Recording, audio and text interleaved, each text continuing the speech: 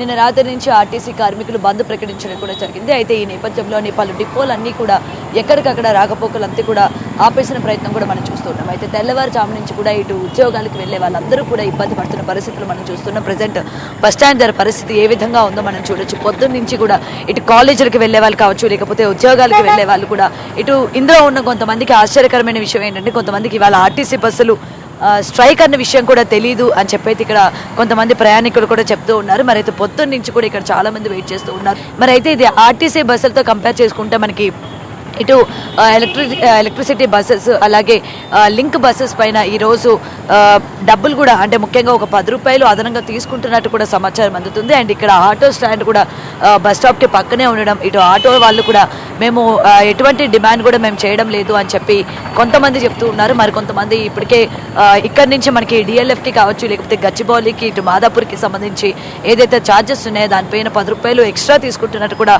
ఇప్పటికే ప్రయాణికులు చెప్తూ ఉన్నారు. మరి అయితే వీళ్ళు పొద్దున్న నుంచి కూడా అంటే ఇందులో కొంతమందికి ఇటు బస్సు స్ట్రైక్ అని తెలియకపోవడం, మరో పక్క బస్ కోసం ఎదురు చూడడం, ఒక బస్సు వచ్చేసరికి ఒక్కసారిగా గుంపులుగా వెళ్ళి బస్ అంతా కూడా ఎక్కడ కూడా ఊపిరాడకుండా ఉన్న పరిస్థితులు కూడా మనం ఇక్కడ చూస్తూ ఉన్నాము. ఇక్కడ కొంతమంది ప్రయాణికులు కూడా ఉన్నారు, వాళ్ళతో ఒకసారి మాట్లాడే ప్రయత్నం చేద్దాం.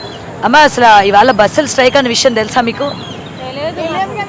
ఇబ్బంది అవుతుంది, అందుకే ఇబ్బంది కదా, ముందు చెప్పాలి కదా మాకు. బంద్ అయ్యి ఇప్పుడు రోడ్ల మీద ఇబ్బంది పడుతున్నాం. నిన్నటి నుంచి చెప్తున్నారు కదా, తెలియదు కదండి. డ్యూటీల నుండి వెళ్ళొచ్చినాము, ఇప్పుడు మళ్ళీ బస్సులు బంద్ అని అంటే ఇబ్బందే కదా మాకు. ఎలా వెళ్ళాలి చెప్పండి? డ్యూటీకి వెళ్తేనేమో అక్కడ ఎలగొడతా ఉంటారు. డ్యూటీ చేసుకుంటే బతికేవాళ్ళం, ఇట్లా ప్రజలను నష్టపెట్టడం ఎట్లాంటివి చెప్పండి.